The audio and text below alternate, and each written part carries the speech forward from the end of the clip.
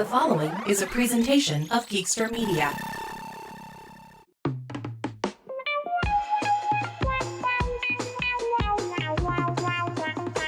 Come and knock on our pod, a mini-series that's new. We usually talk about shows that no one knows, maybe this one you do. We're talking Three's Company, Ropers, and Three's Crowd to name just a few. Will and Adam, we too have a pod just for you. Hey there, TV lovers, and welcome to episode 38 of Remember That Show, the podcast where we revisit the obscure or forgotten TV shows of the 80s and 90s, most of the time. Ready to talk about why Norman's show fell in the ratings, I'm Adam. And never giving up hope for The Ropers reboot, I'm William Bruce West. We're smack dab in the middle of our summer miniseries, Come and Knock on Our Pod, where we're exploring the prequels and spinoffs orbiting the comedic center of the Three's Company universe. But before we get to today's program, it's time to revisit our own TV-obsessed childhoods in a segment we call Theme Song.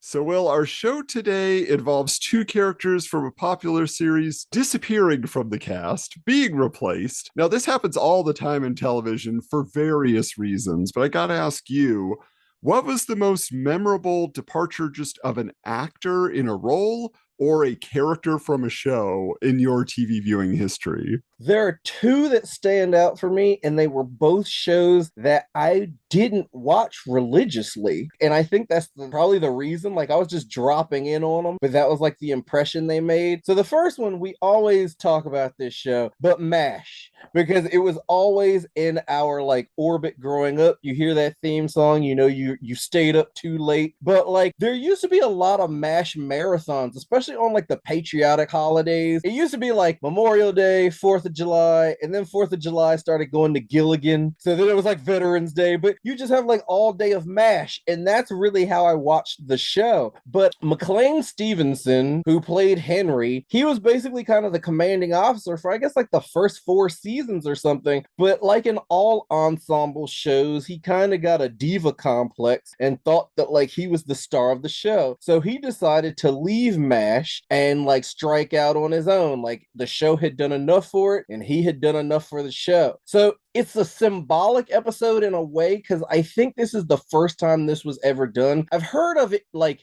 since then, but ultimately they say that the cast was never given the script for the end of the episode before filming. So what happens is Henry's going back to the States. He's served his time. He's going home. He's going to be with his wife and kids. And it's always funny to me, like this is one of those you're looking back as a grown man. Everyone on MASH was like married with a family, but like that was all on pause during wartime.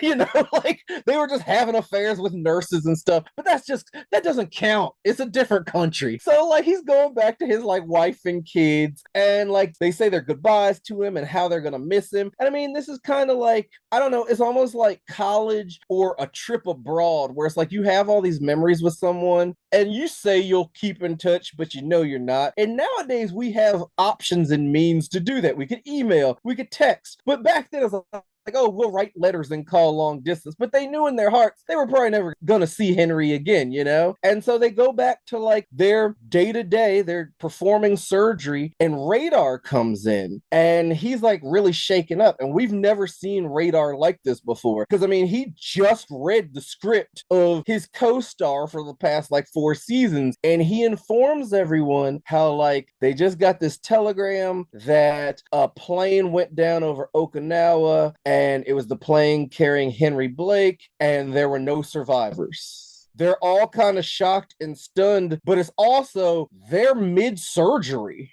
So it's like, you just got to go back to surgery. There's no like retrospective of like, oh, let's sit around and think about Henry or talk about our favorite memories and have a clip show. It's like, well, we got to sew this guy back up. And it's just kind of like the cost of war, but also how the world keeps turning. And like, he was an important character for like a while. I learned that like after the fact, having like watched all those marathons, but that was one of the first episodes I saw. Because with the marathons, they always make sure to show you like the tent pole episodes, you know? They don't put filler episodes in there. The other one, just really quickly, LA Law. LA Law was a Thursday night drama on NBC. It aired after like Cosby and all those. So like if you're watching like Cosby and Cheers, and then like maybe it's the season Dear John is at 9:30, and you don't turn the channel quickly enough, you were gonna see LA Law. And Diana Muldaur, who was also Dr. Pulaski on Star Trek The Next Generation, and I'm trying to line it up. I don't remember if she left LA Law to do TNG or if she went to LA Law when she left TNG, because they fired Gates McFadden, Dr. Crusher, they brought in Diana Muldaur, and she's like a really polarizing doctor for like one season, but on LA Law, she's like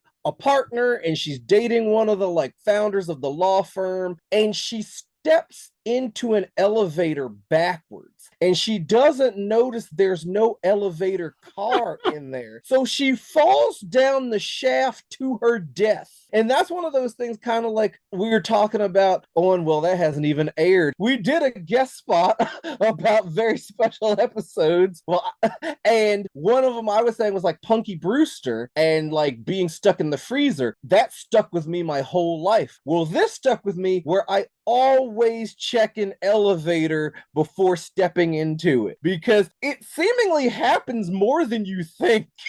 So those are the two cast departures, because characters weren't just coming back to life back then. We didn't have the Bobby Ewing syndrome on every show at this point. So that was pivotal. But how about you? Yeah, I mean, we're gonna have to cover LA Law because nobody remembers that show, and it was so big in its moment. So we need to have that exploration.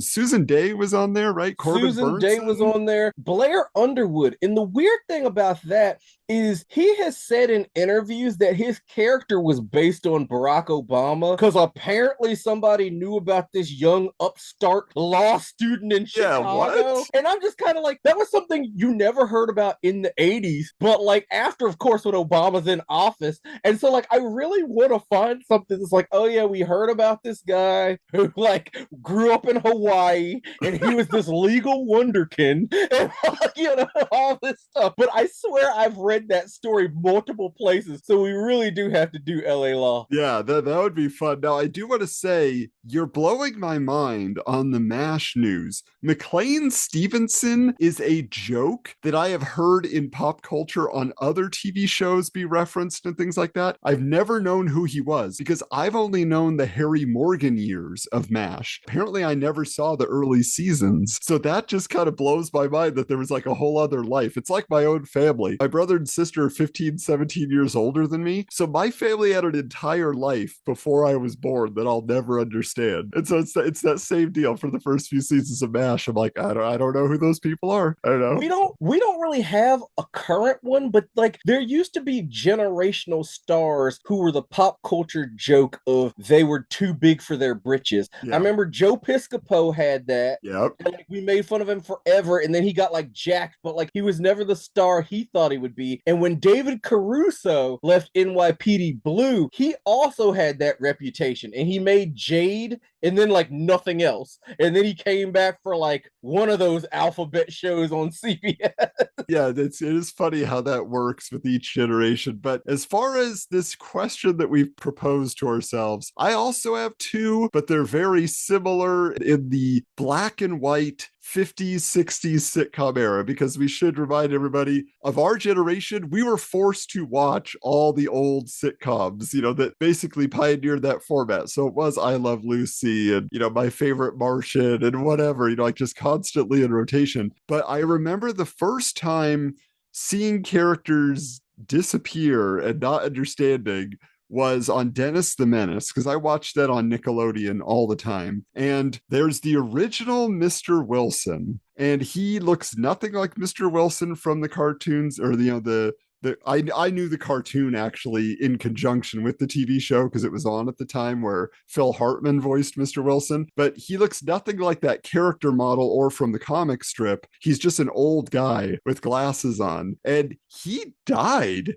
he had a brain hemorrhage after they filmed the 100th episode. He just died. So they're like, oh, well, we're not done with the show. There's a guy, he'll play his brother. Yeah, Gale Gordon, who I know mostly as Lucille Ball's partner later in life. You know, like they were just always comedic. He had to be the boss. He had to be whatever. He would just show up on a Lucy show, whatever iteration it felt like. And so he comes in and he looks like Mr. Wilson from the comic now. And I was just like, oh, they did it. They got the right guy. But what happened to the other Mr. Wilson? I don't, and it's just very hasty. Like, oh, I bought my brother's house. Now I live here. Oh, I hate this kid too. You know, like it's just like immediate. But that was such a big show for me growing up that one really impacted me. And then the second one is Bewitched, with Dick York as the original Darren, you know, her husband. And he had medical issues too. He had like a real bad back injury and all this stuff, to the point where he just couldn't film anymore. They're like, we can't wait for you to be healthy. And they just recast him with this guy, Dick Sargent. I remember when Dick Sargent came in, I'd be like, did he get beat up or stung by a bee? Like his face is a little more filled out. He's kind of weird looking now, but it's kind of the same generic white guy body type, you know, like, and there's a whole joke about it in Wayne's World. You know, it's like, Shad, as if we wouldn't notice. Dick York, Dick Sargent, Sergeant York. Hey, that's weird. So like, I remember seeing Wayne's World and like, yes, I get that. Pop culture had come full circle for me, showing me like, oh, you can't count on characters to stick around or the same actor to stick around. Like, this is just a role that they're playing, you know? That was always a weird thing for me with Three Stooges. Like, Three Stooges was always on Sunday mornings as I was getting ready for church, and I never wanted to go to church. And so, like, I kind of hate Three Stooges because of this. But I always preferred Shemp to Curly, but I never understood the continuity of, like, does Curly just pop in every now and then? You know? Like, I've read the history, and it's really weird because apparently Shemp is a founding member. Yeah, he's the original, yeah. Right, but he's not the original from the shorts.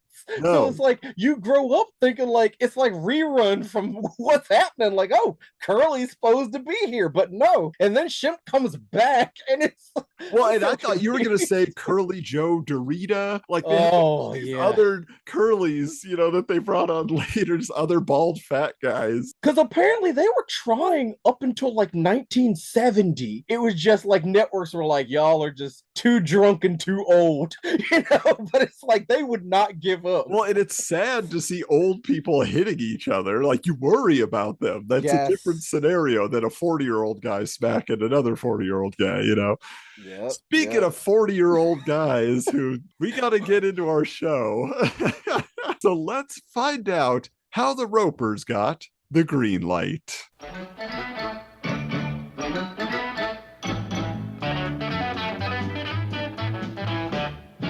As we discussed last episode, Three's Company was never a critical darling, but it was a big hit for the ABC network. In fact, in its first season of just 6 episodes, it was the highest rated mid-season replacement show ever on network television up to that point. Looking to build on the wave of popularity, head of the network Fred Silverman offered a spin-off series to Norman Fell and Audra Lindley, The Ropers, before the second season began, but they turned it down, waiting for the show to prove itself through a full season run of episodes. Three's Company continued to be a ratings hit with its first full season, at which point the new network head, Tommy Tomopoulos, pitched a spin-off starring the Ropers again. Fell was still reluctant, not wanting to give up a good job on a popular show, but was promised that if the new series failed, the actors would be able to return to their roles on Three's Company the next season. Oh, that seems safe. Yeah, sure. But the second season episode, an anniversary surprise, where the Ropers announced that they were leaving their role as the landlords on Three's Company and moving into a new home, was actually the most watched episode in Three's Company history. So it makes sense that they had some faith. But that eventually led to the introduction of a new landlord on the series we discussed briefly last time around, which is Ralph Furley, played by Don Knotts, most famously, of course, of the Andy Griffith Show, but he had many films, The Apple Dumpling Gang, and all sorts of other stuff. What is it? I was trying to think, is it The Fantastic Mr. Limpet? What's the one where I wish I were a fish? That's the one I always forget. There's the Ghost and Mr. Chicken, Yeah.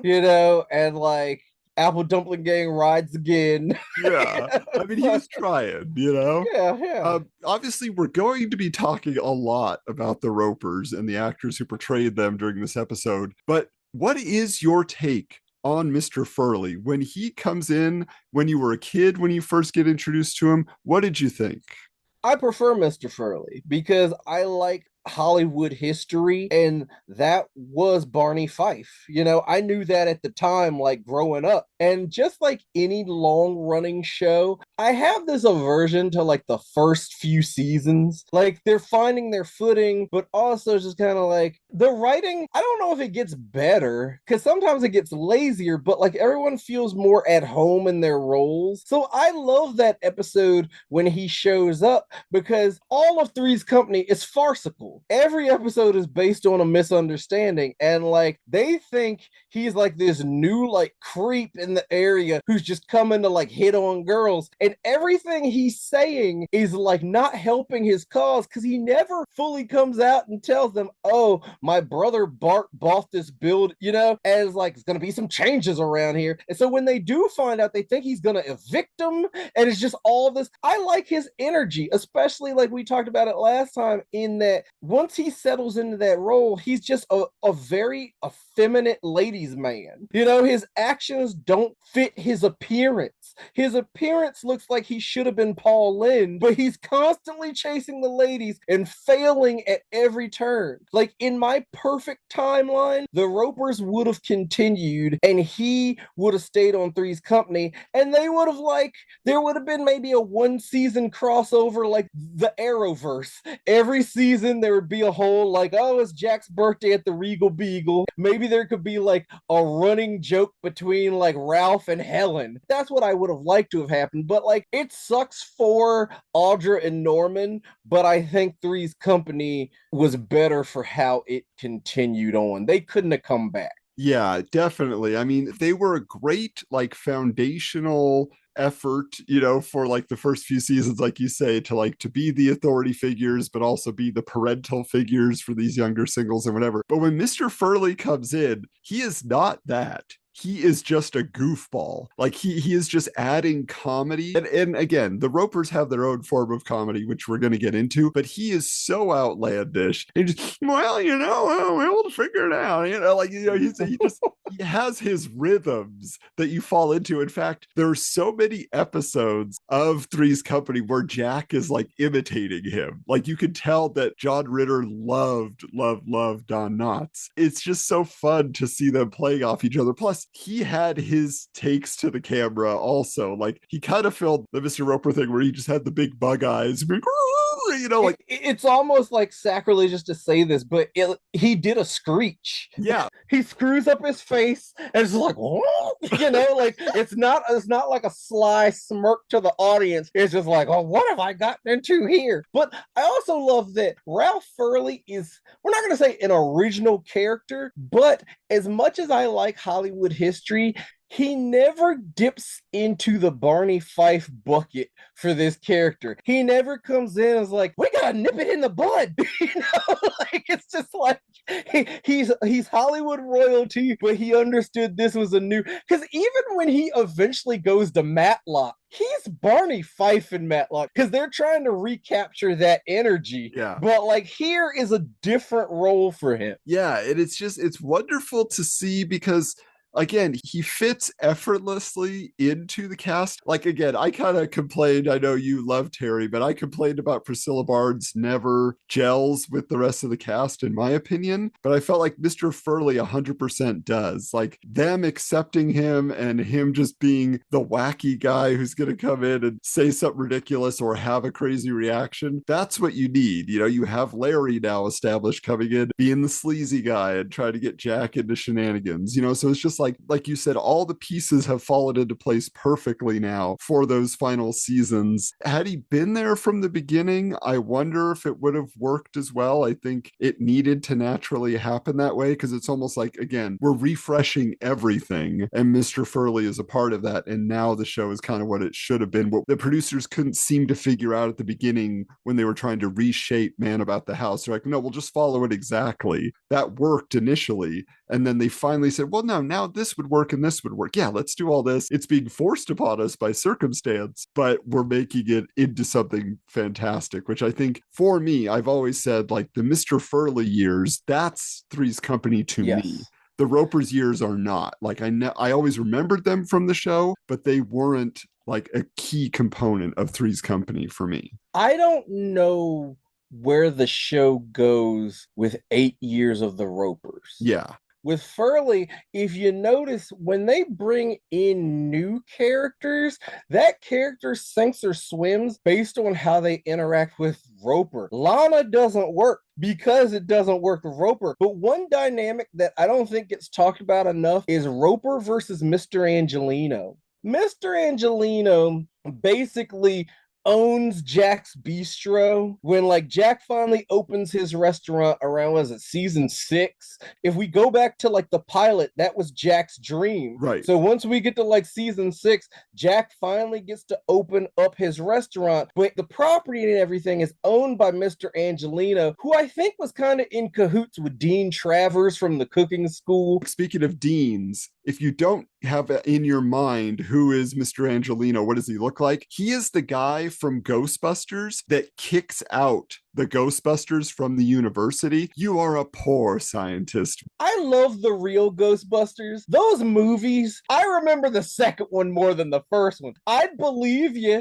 At first, like when Jack graduates from cooking school, he's been working in like Mr. Angelino's restaurants. So it's like they already have that like working relationship. And Mr. Angelino, he's another landlord, but like Mr. Angelino is closer to a landlord to Roper because now he is the landlord of where Jack's Bistro is located. He's not like regular cast, like he's not in the credits, but he comes up a lot through the end, to the point where like when Three's a Crowd happens, which we haven't gotten to yet, but it's like he sells that restaurant to Jack's fiance's father. Yeah. So it's like a handoff right there. He will tell Jack that he thinks of him like a son, but it's really just like business exploitation. Yes. It's always about business with him. But there are a couple times where it's like he and Roper get in the same room, and then it's almost like they're fighting to be the father figure of Jack, because they're both very protective for different reasons, but they're just like a handful of situations where those two are like oil and water, and like I love that.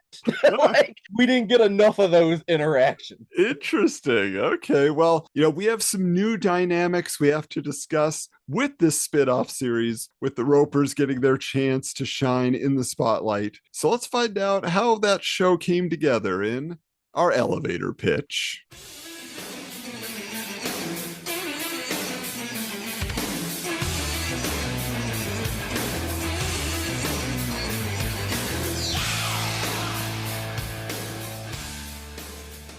So The Ropers was a 2-season series, really like 1.5, that ran from March of 1979 to May of 1980, which starred Norman Fell and Audra Lindley as Stanley and Helen Roper, who had now moved to a fancy condo in an upscale California neighborhood. They're considered low class by their neighbor Jeffrey Brooks, a social climbing realtor played by Jeffrey Tambor, but his wife Anne, played by Patricia McCormack, and their young son David, played by Danny Cooksey lookalike Evan Cohen, accept the older couple for what they are. Most episodes involve the Ropers trying to impress friends and family with their new home, or creating problems for Jeffrey with their boorish behavior. And it should be noted that the same concept had been originally used for the last episode we discussed, Man About the House. That version of the Ropers, that couple moved on to star their own show titled George and Mildred, which was also very popular in the UK. So they had seen this, they knew it could work, and here they were taking that chance again. George and Mildred actually ran for just one episode less than Man About the House. It had a very successful run and only ended because the Mildred actress died of cirrhosis right when they finished filming the movie. Whoa. They were gonna do a sixth and final series, and it came out of nowhere. She died before the movie premiered. They say that she was drinking half a bottle of brandy every day for 10 years. Yikes. Yes. We should say also that the pilot of The Ropers is almost identical to the pilot of George and Mildred. Once again, just like they did with Man About the House to Three's Company, there's a few tiny tweaks, which we can talk about as we get to Cheers and Jeers and things like that. But I was pretty amazed, actually. I was just like, wow, again, almost one for one in the setup. Well, like out of the 28 episodes of The Ropers, only about 8 of them are original scripts. Yeah. 20 of them are adaptations of George and Mildred, just like Three's Company. It's insane. So initially, the Ropers performed as expected in the ratings, airing on Tuesday nights in the same primetime lineup with Three's Company. In fact, it placed at number 8 for the 1978-1979 season. Unfortunately, as the series continued on, it was moved to Saturday nights at 8 p.m., putting it in direct competition with the popular Chip series on NBC, which caused the Ropers to fall almost to the bottom of the ratings, resulting in the announcement of its cancellation in 1980. Fell and Lindley were prepared to return to Three's Company as promised, but by that point, the Mr. Furley character had already proved popular enough to maintain his place as the landlord, leaving Fell and Lindley to reprise their roles one last time on the season 5 episode Night of the Ropers, before departing the Three's Company universe for good. Both actors still found work over the years, however. Adam, did you see Norman Fell or Audra Lindley on any other shows? So Norman Fell, to me, I kind of brought this up last time. I was just like, he's a name I've heard. He is somebody who, like, I have seen pop up here. They're like actually in our break room at my job. They're always playing Me TV, so it's all these old TV shows from the 60s and stuff. And so he was just on like every show at some point, you know, and so, oh, Norman Fell's here. But I always think of his name as a Simpsons joke when Homer eats the old giant sandwich and he gets sick, and Marge brings him a VHS tape that she rented, The Erotic Adventures of Hercules, starring Norman Fell as Zeus. Woohoo! So to me, he's always like this low rent actor who would do anything. So like that's how I always thought of him. It feels like they, and I'm sure they did, like I'm sure they were on the Love Boat together or whatever, but it felt like they should have been a pair always, like George and Wheezy from the Jeffersons. They always appeared together and stuff, you know, like they knew their package deal. That's what people wanted to see. But for me, it's Audra Lindley is the superstar because she has a very important role in Troop Beverly Hills. It always comes back to Troop Beverly Hills, which is filled with 80s TV actors. But she is the head of the Wilderness Girls. Her name is Frances Temple. She looks nothing like herself, though. For years watching that movie, I was like, I know that voice. I know that voice. And I was like, it's Mrs. Roper. She has gray hair that's just cut down to her shoulders, very straight, and she has like no makeup on. You wouldn't recognize her at all. And so I'm assuming Audra Lindley was always wearing a wig, or did she just have a perm? Like, what was her deal with her hair? Because it's very different to that incarnation in 1989. But either way, that's what I know of their careers. Interesting. I was scared you were going to name my choices because Audra Lindley's easy. Audra Lindley was Phoebe Buffay's grandmother on Friends. Oh, I didn't. That's one of her like last roles. Now, I don't know how all that works because like I think Phoebe was adopted and then her sister Ursula from Mad About You. And I've forgotten most of Friends at this point. But that's the last time I saw Audra Lindley. The last time I saw Norman Fell, and this is a deep cut, because like you were saying, yeah, he was popping in on other shows and stuff, but the one that always stands out to me, there is the one season Fox show, The Ben Stiller Show, where Norman Fell pops up and there's like a sock puppet named Skank. And like, yes! Like, I swear to you. And like Norman Fell is there just for like shock value because the Ben Stiller show came out at this like period of time where like the audience knew him from Three's Company reruns, Yeah. but like not like live airings of Three's Company. The same way you were saying, like, this is that period of time where he is this pop culture joke. This would have been around the time of that Simpsons joke because the Ben Stiller show is like 91, 92. That's what I've always remembered him for because I didn't really like the Ben Stiller show. It's one of those I've been meaning to revisit. It's kind of like the Dana Carvey show, but like so many people came from that. So it's like I need to give it its credit. But the one memory I've kept with me for like 35 years was Norman Fell once popped up on this, and there was a sock puppet named Skank who had the demeanor of Oscar the Grouch. All right, well, Will, we know the stars, we know the setup. Now we got to find out, what did we think about the Ropers? So let's get into it with our cheers.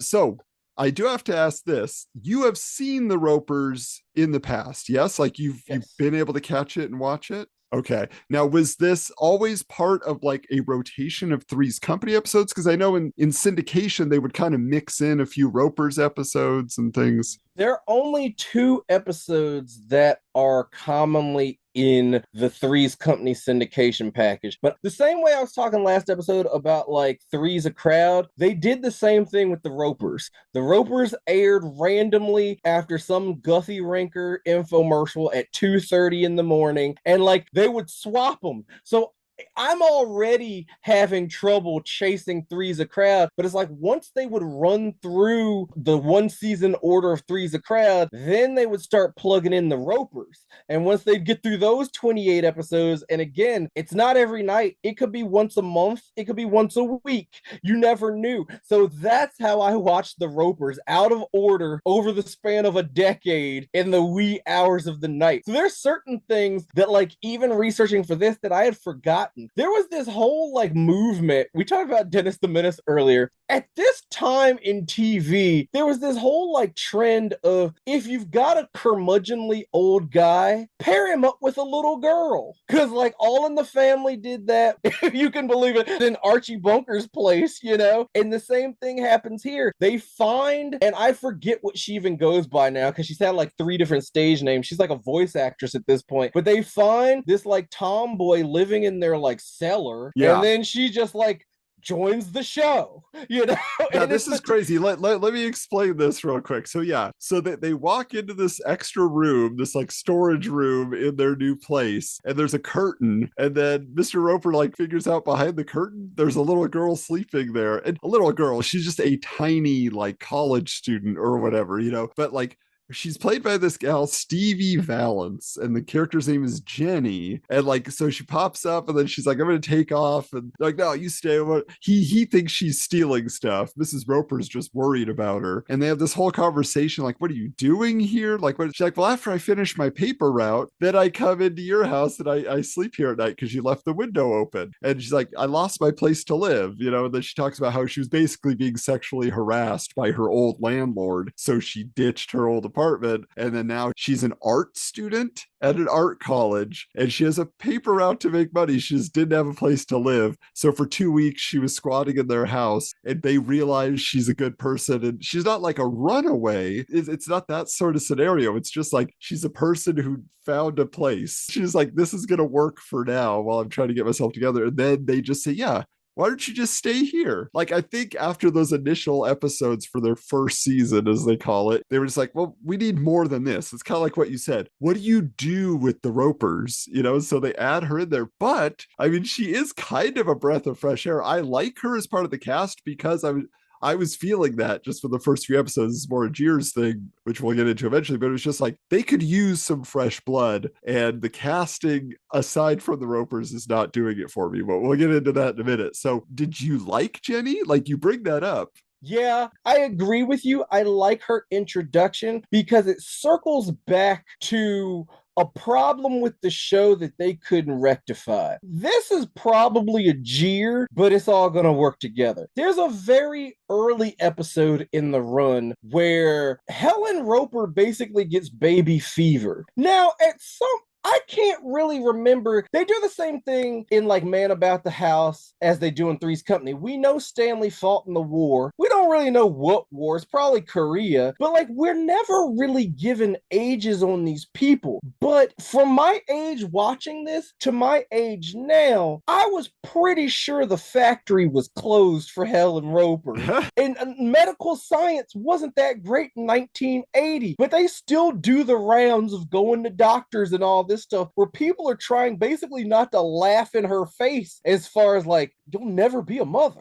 Yeah. That ship has sailed, you know? And it's so weird because like this would have so many think pieces and be considered such a slap in the face today. But to make her feel better, Stanley gets her a puppy. It's just like, well, you can't have kids, but maybe this will like take care of that motherly instinct. And like it seems like it does for the like 30 seconds left in that episode. But 2 episodes later, the dog runs away or gets lost. Now, these aren't shows with continuity, so I can't even tell you if that's supposed to be the same dog, but it didn't stick around to fill that need, you know? So it's like bringing Jenny in, you finally do get to see what the Ropers would be like as parents with an age-appropriate kid. Here, she's not a little kid, but she's old enough to be able to go toe-to-toe with like Stanley and give you good TV. Yeah, and they like, you know, they get involved in her dating life and they do all these different things like that a parent would do. That again, I think is a really good instinct from the producers because what you realize, why did they work on Three's Company? They were like the maternal or paternal figures. You were missing that on the Ropers. I do want to mention last thing just about the Stevie Valance actress here. For people of our generation, she was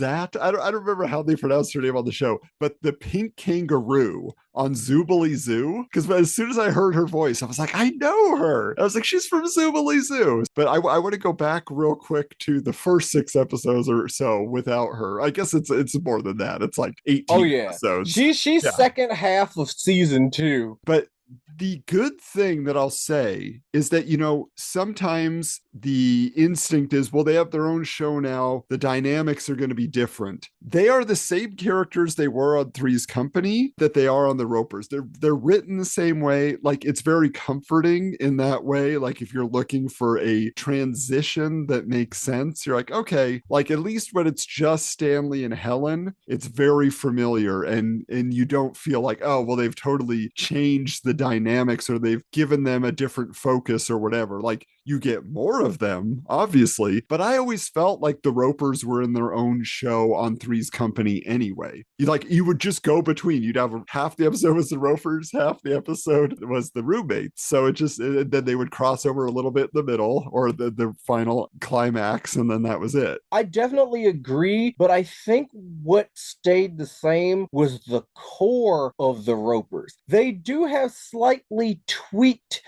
aims now. Yes. Helen is no longer as sex starved, for one thing. She's really more focused on social climbing and being accepted by the neighborhood. Now, this harkens back to like in Three's Company, that Helen wasn't satisfied with her life. This Helen isn't satisfied, but for a different reason. This Stanley is just kind of like resigned to stop. He got her house and he's done. At least kind of like when they were at the apartment, they were in like the tenant's business and he had his binoculars and all that. Suburban life doesn't suit Stanley that well. If she thought that like he was holding her back or not really like trying to experience life before, I feel like it's even worse in the suburbs, but like the dynamic hasn't changed, you know? He wants to be left alone. She wants more. Another cheer though, and this is weird for me in that like I'm Mr. Continuity, but again, this is a franchise that really doesn't care about that. Jeffrey Tambor has played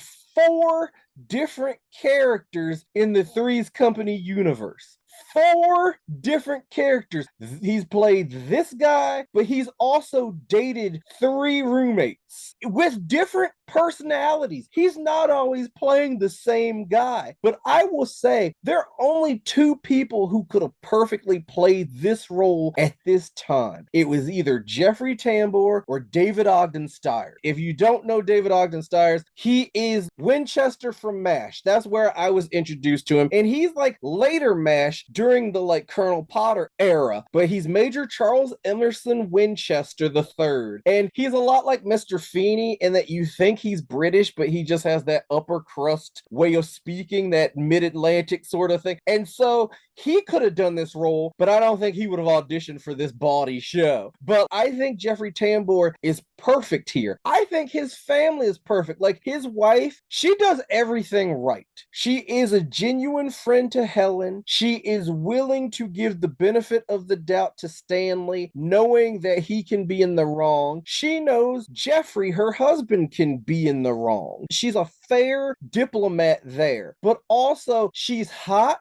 in that Three's Company way, but suburban wife way. Like she's hot enough that we know she's out of Jeffrey Tambor's league, and she knows she's out of Jeffrey Tambor's league, and everyone else knows. So like that seeps into arguments and things like that. But it's like she's still happy. She still loves him. She's a great diplomat for everything. She's a great wife. She's a great mother to David. She keeps the balance. That's a very important character in a way that like Three's Company didn't even have that. She is the litmus test of like, have we gone too far? All the insanity kind of like revolves around her keeping the peace. I love that. And if anything, once the show goes on, I think it's plagued by too many characters because it starts trying to bring in things from George and Mildred that it never gets a chance to flesh out, like Helen's sisters and Helen's mother and the brother-in-law and things like that, where it's like Three's Company, we maybe met a person once and never saw him again. Again, we saw Jeffrey Tambor 3 different times and he was never the same guy. But this was trying to build a world, and I don't think that necessarily works. But this core cast that we start out with, I think is great. Regarding the Brooks family, talk to me in jeers, but I do want to tell you about... The kid sucks, but they all suck in that era.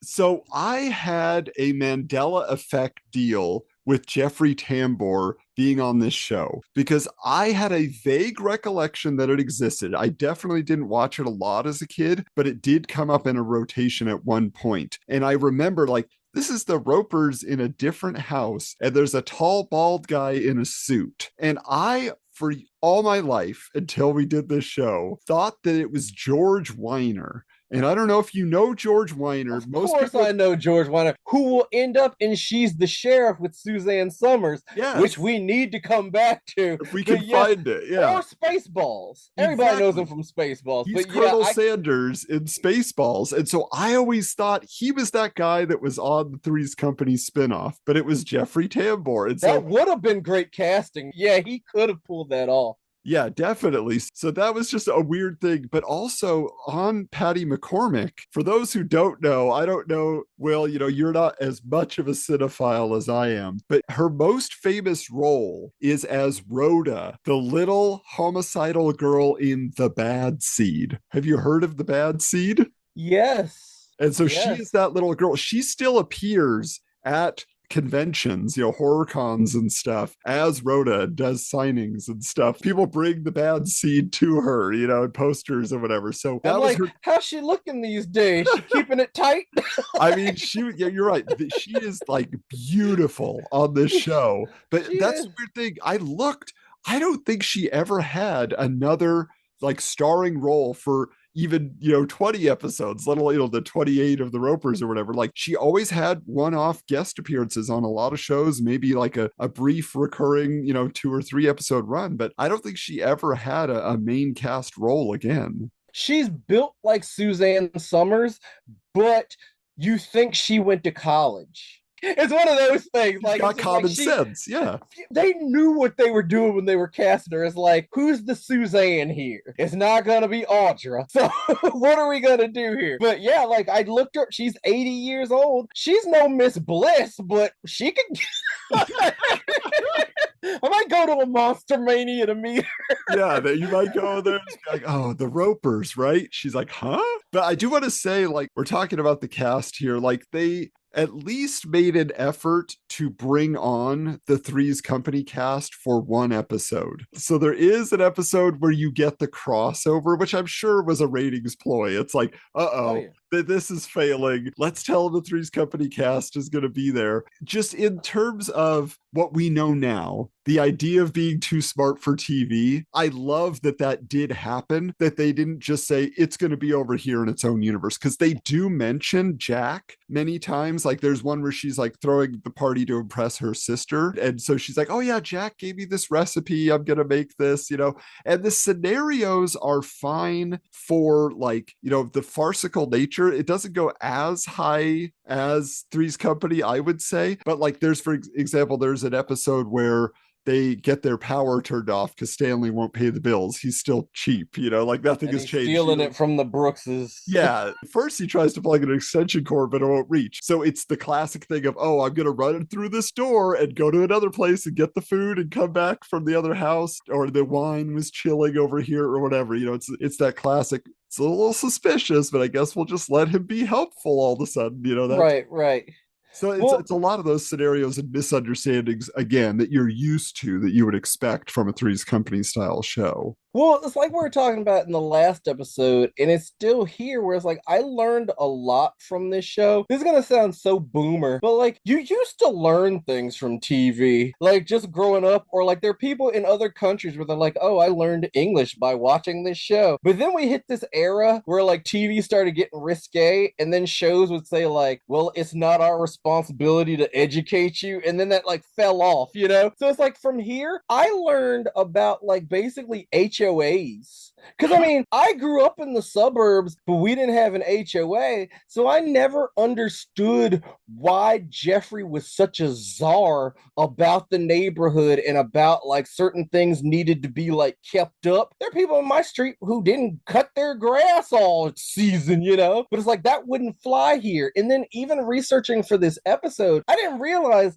the Ropers apparently moved into an actual neighborhood that exists called Cheviot Hills. Are you familiar with it? I'm not, no.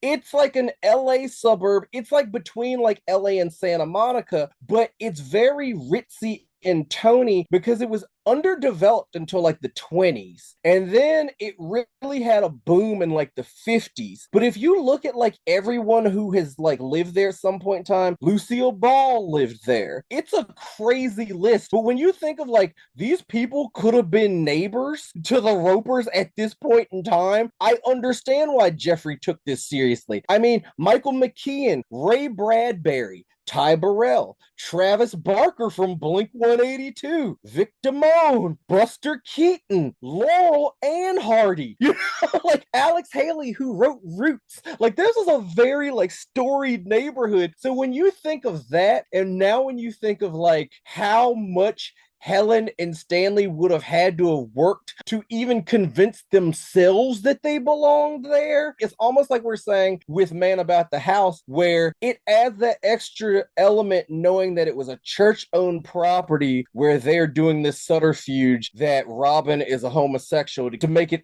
okay for him to live there. And it's the same here of like, the end of the day, these are some retirees who sold a podunk apartment building. I used to work in commercial real estate. I used to work with buildings like the ones they sold. And that's not a great build. Like, that's a building that you pass to your grandkids to start them off. But they weren't millionaires. Even if we're adjusting for inflation and all that, they made a nice chunk of change to buy this house. But that was like it. They were still kind of living on a budget. And then you think that like, oh, they've got Agnes Moorehead living around the corner or Jack Parr living next door. You say Vic Damone. I'm like, what about Vic Damone's kid?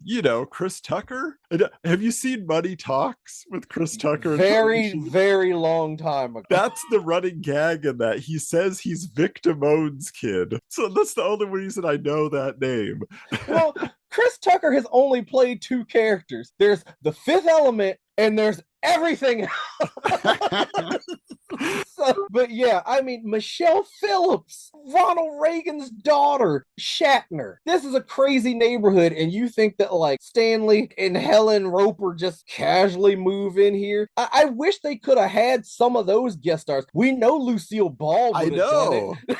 Yeah, you're giving me ideas now for show doctors when we get there. But if you don't have any more cheers, I think I'm ready to get into some cheers. Boo!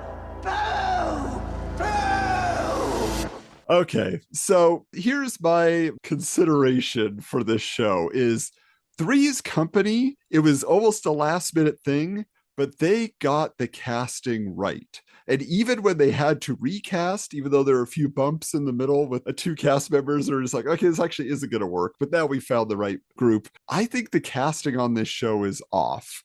It is a small cast. You have the Ropers, who are the reason everybody's tuning in, and you have the Brooks family. And the Brooks family does not work for me at all. Everybody knows now that Jeffrey Tambor is a jerk in real life, and that's why he plays a jerk in every role he's ever had. That is his deal. And he is one of those actors who I think he is great in the type of role he plays, and I just dislike him in the wrong way here. You're supposed to dislike him because he's uppity, because he thinks he's better than other people. But then why is his beautiful, kind wife so attracted to him? Every time he walks in the door, they basically make out. Like, they're always frisky. All the sex that would have been on Three's Company that's now left over there, it transfers to the Brooks family, to this couple, and I do not buy it at all. And she basically is just like always pointing out how terrible he is. And I'm just like, why were they together? And you could say that about the Ropers, but they have a lot more years behind them, and they do show affection from time to time. This one feels so forced that I never buy this family, especially the kid. Like you said, the kid is just a bad kid actor who just says the lines and that's it. He's like, but he's got red hair and he's a little freckled kid. He's any cute. Right? Like, no, Right. get off the screen as quickly as possible. But it's the Brooks family drags the show down every time we go to a scene in their apartment, every time they have to interact with the Ropers, because it's a one-note dynamic that doesn't have anywhere to go, because you never like Jeffrey Tambor. There's like one time where he and Stanley get drunk together because they're like, the one time they kind of commiserate because they're both having problems with their wives. But it's just like, he's never softened. He's never likable. And on George and Mildred, that Jeffrey, he wears a suit, thinks he's better than other people, but he's a more gentle type of guy. And you can tell, oh, he's kind of like protecting himself. He's trying to be something more than he is. Whereas Jeffrey Tambor, he's the villain in every 80s movie. He's a bad guy, and you made him the main character of your show, which just doesn't work. Like, it's just like, you're never going to like him. But you tell me, justify Jeffrey Tambor to me. Oh man. Oh, I get it. I get it. There are two things that come to mind. So you don't understand why Jeffrey and Jeffrey's wife are together and how that works. I look at it as they're prototypical yuppies. Like, that hasn't hit yet, but yuppies were always the upwardly mobile, somewhat detestable people who don't really seem like they fit together, but the fact that they're both social climbers, it works to their advantage. Now, that's not necessarily his wife. Yeah, she's not that way. But it's kind of like, the evolution of man poster. They're like the first stage of yuppies, because I feel like they had to crawl so that like Steve and Marcy Rhodes could run. Like, there are shades there. They're on a spectrum, because people forget that Steve and Marcy Rhodes on Married with Children, they are the quintessential yuppies. And then when times change and that doesn't work anymore, he loses his mind and becomes a park ranger. And then she marries a himbo who used to work for the CIA. So it's like they blew that up, but like, they were the cliche in the beginning. Now, Jeffrey himself, if you think of him like Fraser Crane, it changes your thinking on him. The thing with Frasier is kind of like we watched it and we kind of like laughed at he and Niles pretending to be these like upper crust people because he had lied to us throughout 11 seasons of Cheers. So then when we finally meet his dad and he's this blue collar cop who got shot on the job, it kind of deflates this character, this image that had been built, and then they have to rebuild him. But like it's the Frasier show that points out that like he's a blowhard. As the kids say, he's a tryhard. Like he went to the good schools and he glommed onto all the high class stuff, but that wasn't his upbringing, and that's not really who he's at his core. He has spent all this time trying to change who he is at his core. But when Frasier ended, the ensuing like memification of the show turned its lens onto that. Where it's like, I think as we were watching it, we just kind of took it in, where it's like, okay, Frasier and Niles finally distanced themselves from their like regular dad, and this is who they are, even if it's pompous and whatever. But through like the memification years, like, man, Frasier was full of crap, which is why the revival didn't work, because we'd spent all those years going like, oh, well, he was just selling us a bill of goods all those seasons. So I feel like if the Ropers had had a chance to last, we would have to have seen different facets to Jeffrey. I don't think 28 episodes were enough for us, but I will agree, as he was, that wasn't gonna last because he's one note. But you can look at it this way. If the show had gotten to 5 seasons, it would have to fall into the Homer Flanders dynamic. Whereas, like, sometimes you do feel for Homer. Like, man, Flanders is annoying. But sometimes you side with Flanders because you're like, Homer's just a jerk. And then they will have those episodes where they get married in Vegas or they get drunk together. But that doesn't last. And just like we had with Jeffrey and Stanley here. So it's like, that's how you keep that relationship going. It didn't have enough time to really make use of that. That is true. The only thing I'll say about Frasier, to me, Frasier is more like good-hearted. And I rarely see a good heart in Jeffrey's actions. Like the quintessential, to me, example is the movie Beethoven. So Jeffrey is the Charles Grodin character and Stanley Roper is Beethoven. And that is what we're dealing with here. But Charles Grodin, he makes me love him, even though he is kind of a curmudgeon, even though he thinks he is better than this beast who has been forced upon him that his family has invited into their lives. But the Jeffrey Tambor, again, he is a fine actor. He is great at what he does. And like you say, he was on Three's Company and able to play different styles. But like in this scenario, it doesn't work for me. Now, I do think also the show feels a little slapdash to me from the perspective, like just production wise, because the opening credits, you have like this Sanford and Son style, like theme song, whatever it is, like some vaudeville song. And then they're all just in front of colored backdrops. It's not a set. It's just like they're in the back of a studio and somebody turned on a light. Patty McCormack is miming playing tennis. And like it does look like a demo reel. Yeah. Roper with his plunger. Yeah, why does he even have a plunger anymore? He's not the landlord. But he's a good plungerer. But like nothing makes sense. Like you're just like watching him and you're like, okay, so these are the people who are going to be in the show, but I'm learning very little about them from these opening credits. It doesn't set up anything. There's no lyrics. Like it's such a departure from what you've expected from Three's Company, which again, they want to give it its own identity, but it smacks of less effort put into this show. I will agree with that. And like, we have to talk about it because we said we were going to talk about it, but a core component of Three's Company is its bawdy nature and it's the sex stuff, you know? Yeah. And that's only represented in the Ropers through like Jeffrey and the wife making out and they're always hot for each other. But it does feel like in the slapdash nature to put the show together when they're doing those opening credits and they give us the Ropers logo, which is very like, it's almost like a 101 art class. So the Roper's logo is written in like not quite calligraphy, but it's cursive, almost like it's written with like a quill.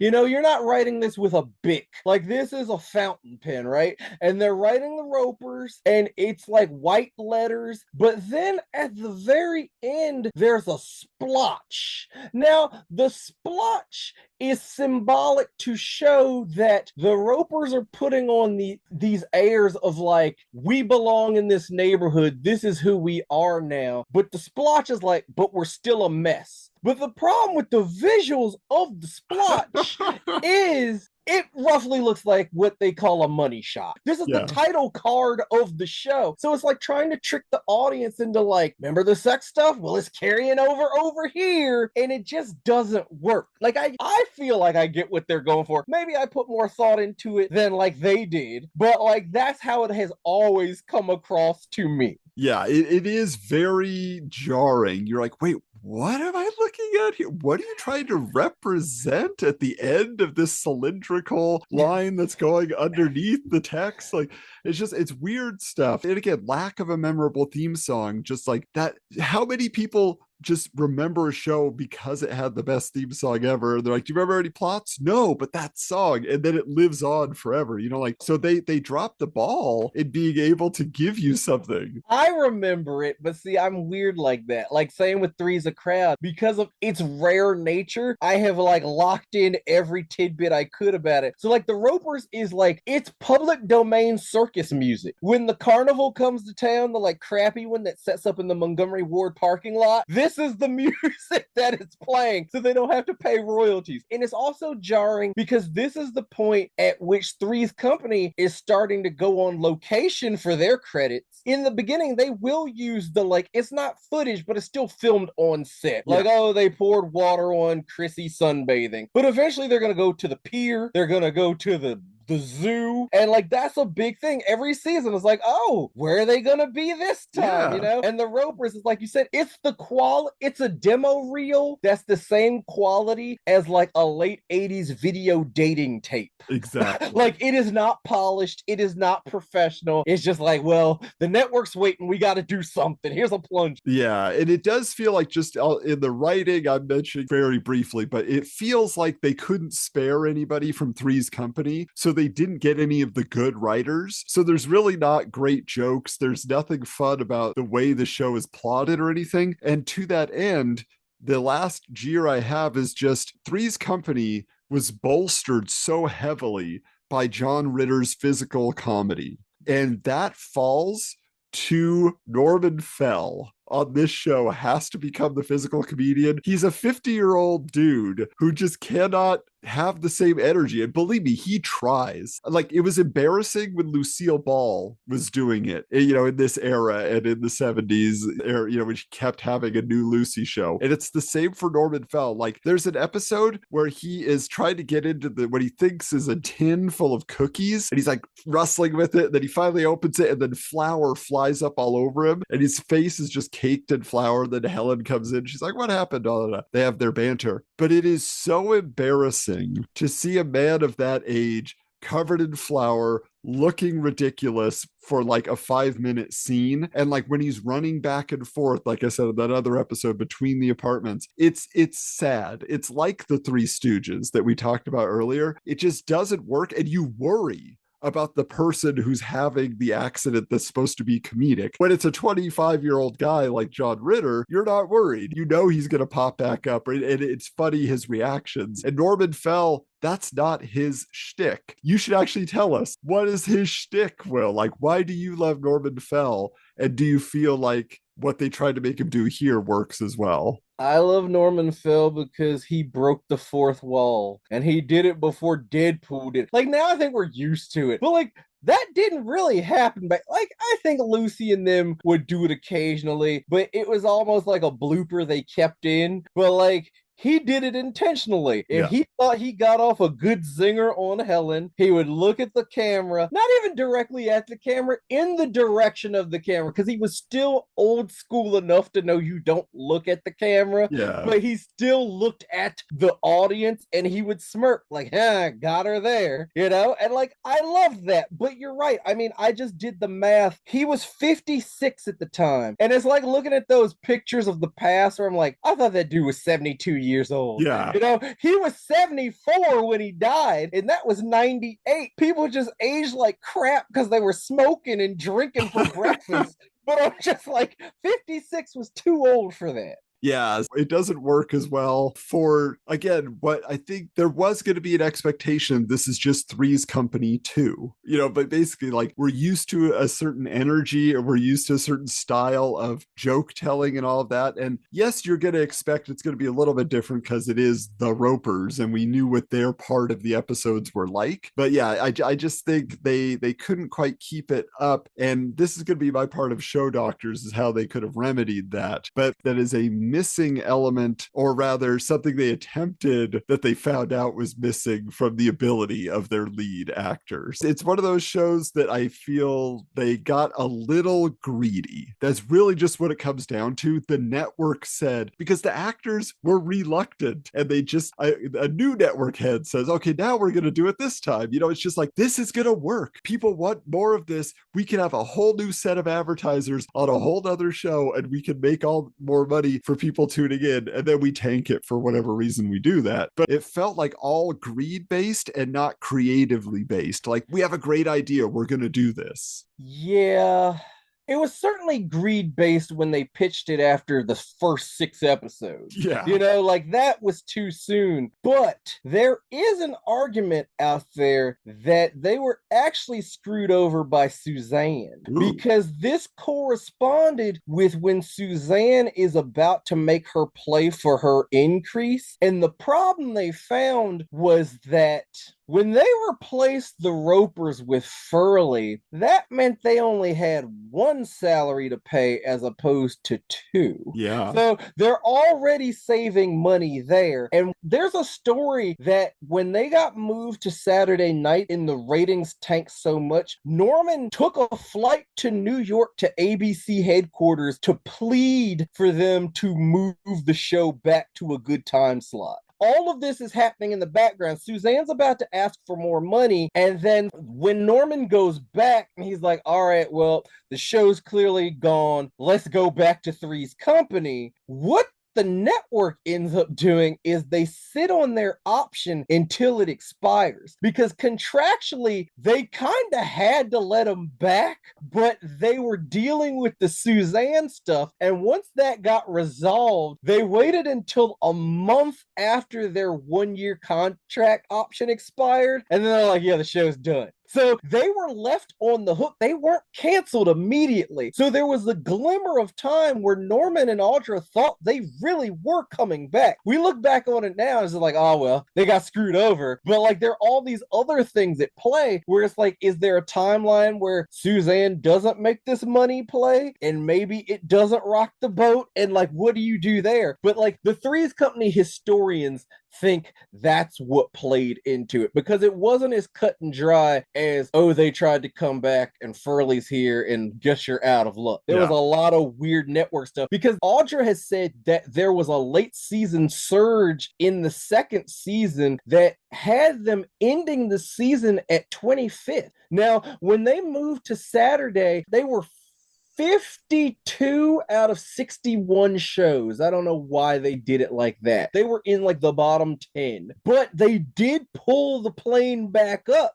But if you look at like documentation, it will say that Soap was actually 25th at the end of the season. So there's a lot of he said, she said in an era where there's no paper trail, but it's just really interesting to me. But like that, I guess, takes us into like our next part, because I'm really excited to talk about this.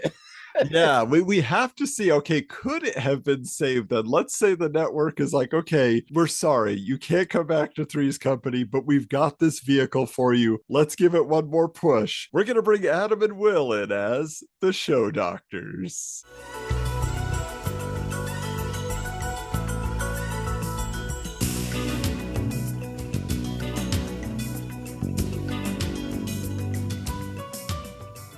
All right, I'll give my pitch real quick here You're because I gonna know that. steal my ideas. I know it. Oh no, I'm sure I'm nowhere near your genius brain. No, my concept is basically this. Like I said, I don't like the Brooks family. And I think that idea of, snobs versus slobs type of scenario, I just don't feel as sustainable for me in that format. I don't like it. So I would definitely, in a third season, have the Brooks move away. If there's nothing they add to the show, so like Jeffrey Tambor's character can live his dream, they move to Beverly Hills or whatever. I know there's one episode where he wants to inherit his rich aunt's estate, so like maybe he finally gets to move into that mansion and all of that. So what I liked about George and Mildred is there was another character who was in that scenario. This is what I felt was missing from the Ropers, was a Kramer, was a Schneider, from One Day at a Time. You needed the weird guy who comes in and gets you into shenanigans. Because what else does Stanley have to do with his life? Nothing. He's not working. He doesn't want to go out, really. So you need someone that's going to pull him into the world and schemes. George and Mildred had a guy who is Mr. Salt from Willy Wonka and the Chocolate Factory, Veruca's dad. Veruca, sweetheart. Like, he plays this guy who you're very familiar with this type, okay? This is the guy who is going out to garage sales. He's going out to estate sales, and he's lowballing the people. He's like, oh, well, this really isn't worth that much these days, but I'll give you like 50 cents for it. Like, I'm sure you just want to get this cleared out. It's this like collectible that's worth $500. He knows it. So that's what this character was, is he was a junk man who had a junky truck, and he would go around to neighborhoods and just like talk to old ladies. And he's like, oh yeah, oh, you have a pocket watch. Yeah, I'll give you £5 for it. She's like, I paid $250. He's like, but that's not in fashion this day and age, like lost all value after the war. Yeah, that kind of stuff. And I love him. I think he's a little scummy. He even he takes the Roper's car that is like a classic, and he says he's working on it. He's like, oh, it's going to cost so much to fix. How about I just pay you for the car? I'll take it off your hands, and and all this kind of stuff. So I love the idea of having that type of character brought into the cast just to add some flair.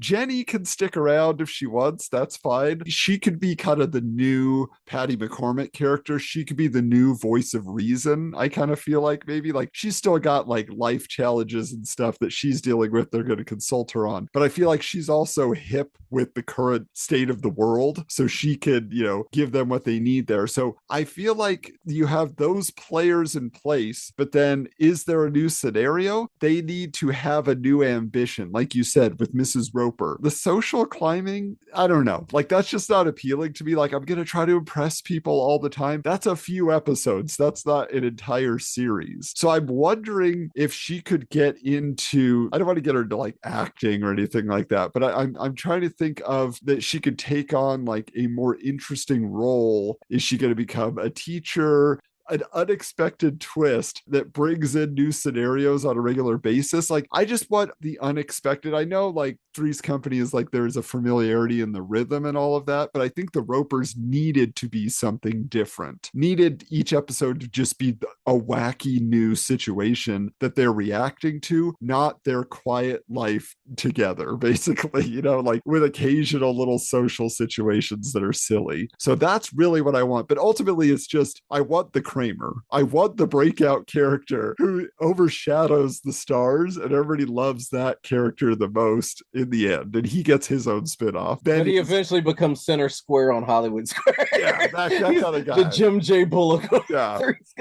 So that's my pitch, just for the way to change up the show, but keep it still the Ropers, I like that. I love world building, and you were saying like you need to give Helen something to do. It's like, what if like she could say something like, well, Jack suggested I take cooking classes where he went to school. You know what I mean? So it's like we could see Dean Travers again. Yeah. And that kind of thing, My whole thing, because I like shared universes and building on things, I have to set this up so like people get where we're going here. I'm a big Trekker, whatever, and like Star Trek Picard was 2 seasons of interesting ideas and 1 season of complete fan service. Yes. Like, you want to see a 25-year-old ship just kicking ass? Here it is. It's just like nothing made sense, but it's like we got the band back together and everyone loved it. And Picard was like, hey, you wonder what this Voyager character's doing? Here they are. Oh, did someone say Deep Space Nine? Look under your chairs. So it's like, that's what I want to do here, because what you were about to say earlier, I found this out researching for this too. Whenever we do this, my answer is always like, oh, you want this show to run longer? Put it in first run syndication. Well, it turns out that after everything was said and done with both Three's a Crowd and the Ropers, D.L. Taftner, which is the distributor of those shows, put together a pitch called 3 Apartments, which would have starred Norman Fell and Audra Lindley back managing a small building of just 3 apartment units. So it's basically like a Three's Company reboot, but like lesser real estate for them to cover. But the interesting part about it, like, it was down to the point of it was either gonna be like 2 first run syndication seasons broken up between 44 episodes across the 2 seasons, or they were gonna syndicate to NBC owned and operated stations with a 52 episode order. This is like peak late 80s first run syndication, right? But the promise of the show was that it was going to include guest stars, including John Ritter, Joyce DeWitt, Don Knott, but then it was also going to include characters from the Ropers. But, and here is the kicker, it was going to have Nancy DeSalt and Jim J. Bullock from Too Close for Comfort. Because here's what happened. At the very end of Too Close for Comfort's run, because it was Ted Knight's show, it was renamed The Ted Knight Show. But Ted Knight died. And so they had this syndication order that they needed to like fulfill with no show. So basically they were rolling up the production of the Ted Knight Show and salvaging whatever they could into 3 Apartments. So it's like the funding was already there. They already had the concept. The only unknown is, are these guest stars reprising their roles from Three's Company, or is it just kind of like the Love Boat scenario where it's like, hey, John Ritter and Joyce DeWitt are in this episode, are they gonna cross paths? That kind of thing. Yeah. But still, just the hope of like the energy in the room of getting these actors together would have been a cool thing to see. And so like, to me, 3 Apartments is the Star Trek Picard of the Three's Company universe, because you finally got a reason for them all to pour in there. Oh, even Three's a Crowd was linked in there because they were going to have Robert Mandan on there, who is Jack's soon, well, maybe father-in-law, and owns his restaurant. So it's like, now you've got this whole world to play in. And also with like syndication, you can blow that out fast. Like we've talked about it before. They were going to make those 52 episodes in like 3 months. So there's not going to be like a lot of character development, but it's like you're guaranteed to get what they promised you. You don't have to wait and see if John's Hooperman schedule allows for it, because that's all he was doing at that point, you know? Yeah. Or like Joyce DeWitt wasn't filming a Legs commercial. So I'm just kind of like, this is my white whale. This was taken from me.